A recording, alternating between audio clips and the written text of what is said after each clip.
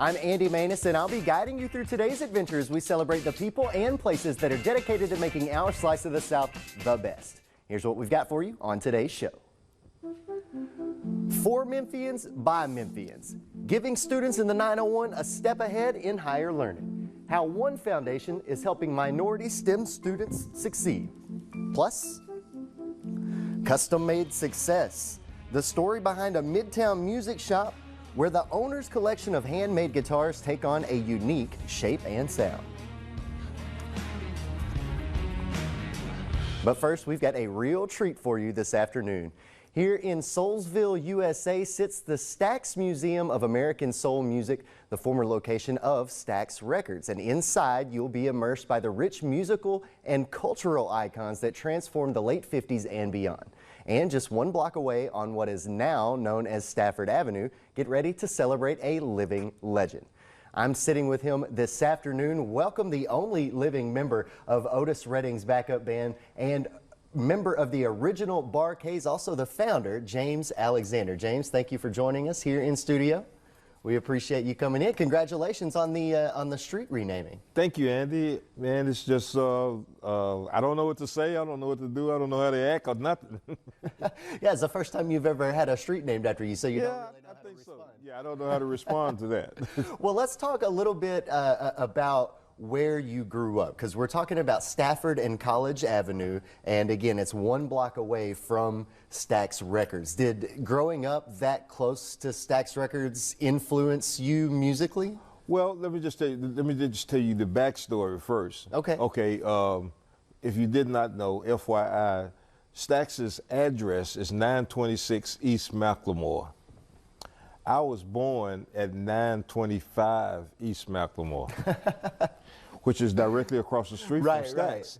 And so I'm pretty sure that had something to do with it. But, it was meant to be. but our parents, my parents moved on Stafford, which is about a block away, in 1957. You know, I think I was 6 or 7 years old. I won't tell my age right now, but it was about 6 or 7 years old. And so I was just wandering around, you know, going, you know, just trespassing, going through some apartments, going up to Stax all the time. I got you. So what was it like? What was Stax Records like back in the day? Oh, it was like, I mean, you know, you had lots of stars, you know, of course, you know, Booker T and the MGs, Carla Thomas, Rufus Thomas, and then, you know, people coming in town, you know, like Albert King, Johnny Taylor, you know, Isaac Hayes and David Porter at that particular point, they were just still writers. They were, you know, they were writers. But how we got involved with Stax, we were playing in a nightclub, underage, wasn't supposed to be playing in no nightclub, you know, 14, 15, 16 years old. We wasn't supposed to be, we playing at a club called the Hippodrome. So in those days, when you would audition for a record company, you would audition live. Mm-hmm. So we went up to play. Steve Cropper was the, you know, A&R man, so he would listen to us play. And he said, you know, y'all are pretty good. Yeah, y'all just all right. And we went up there the first time. We auditioned. He told us to come back. We auditioned the second time. He said, no, y'all don't quite have it. The third time, as we were leaving, Jim Stewart, who was the president of Stax Records, he said, look, why don't y'all come up here and play for me? So we left the club, the Hippodrome down on Beale Street, came and auditioned for Jim Stewart. And he said, play a little something for me. We started playing something, and he said, what's that? We said, we don't know. And what we didn't know ended up being Soul Finger. Which was a #1 hit, right? Yeah, and big record. I mean, this is the record that kicked us off, kicked our career off. Well, Jim Stewart obviously knew what he was doing whenever he saw you guys that third time. So thank you, Jim Stewart. Yeah, and obviously you guys are part of the R&B Hall of Fame now, right? Part of the R&B Hall of Fame. You know, we have stuff in the Smithsonian Institute. We have stuff in the Rock and Roll Hall of Fame. And all of the museums, you know, like the Rock and Soul Museum, the Stax Museum, we just all over the place. I mean, hey, I'm loving it. You guys are considered to be kind of pioneers in that funk category. So did you guys just kind of came up with that sound? Like, who were some of your influences? I think, you know, we were really heavily influenced by really Booker T and MGs, believe it or not. And after that, we were good friends with George Clinton, of course, Sly Stone. So all of that stuff mixed into one. It just had a lot to do with what ended up being the sound of the Bar-Kays. So can you kind of talk about how influential Memphis, the city, has been for you musically?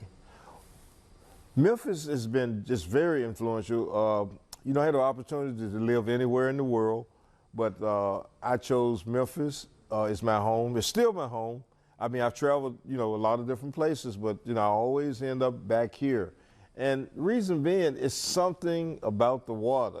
Something about, I hate to keep bringing this up like the Mississippi River. It's something about the water. It's something about the city. I mean, this place has great restaurants. Musical heritage is probably, people talk about Atlanta, New York, LA, and all this stuff like that. Memphis has one of the richest musical heritages, that's known worldwide. And I think as Memphians, we need to appreciate it more, and we need to do something about just making Memphis the city and the musical capital of the world that it should be. Well, when you think about that musical heritage that the city has, how does it feel to know that you're actually a part of that heritage? I don't really think about it that much. All I can say to you is it goes back to my mom when I was very young, taking me down to Handy Park.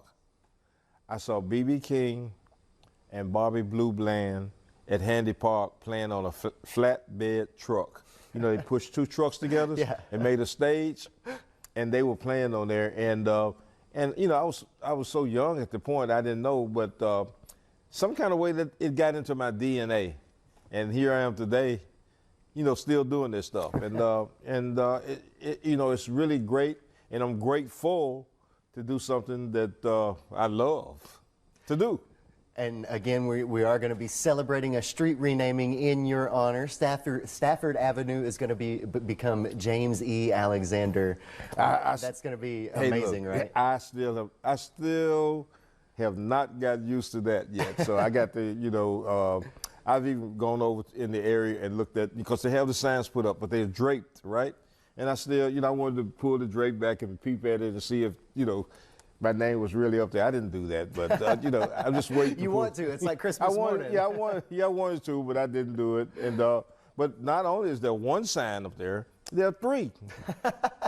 That's awesome. That's awesome. So again, it's going to be a big celebration. We're going to have a lot of food and music. Have they kind of given you an itinerary of what that afternoon is going to look like? They told me they told me a little bit about it. They're trying to keep everything away from me. They don't want to tell me what's going on. That's okay though. That's okay. We'll find out. We'll find out. We'll find out. James, I appreciate it, and congratulations again. Thank you. Yes, sir. Thank you. All right. Yes, sir.